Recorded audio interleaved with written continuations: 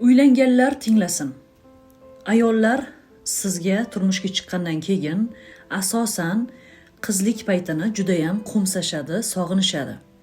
Chunki ular qiz paytida otasidan, akalaridan, oila a'zolaridan e'tibor, mehr olib juda ham o'rganib qolishgan. Siz u qizga uylangunizcha juda ko'p e'tibor berasiz, sovg'alar berasiz. Uylangandan keyin bu narsaning hammasi stop bo'lib qoladi, yo'q bo'lib qoladi. Nimaga unaqa?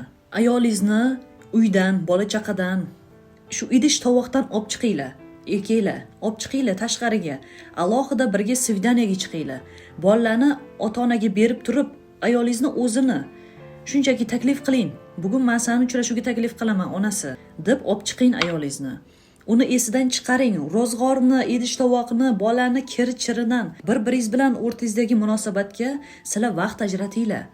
Bu narsasiz nikoh o'rtadagi munosabat ilmaydi. Bu videoni turmush o'rtog'inglarga, eringlarga jo'natib qo'yinglar va albatta ulardan mana shunaqa taklifni kutinglar.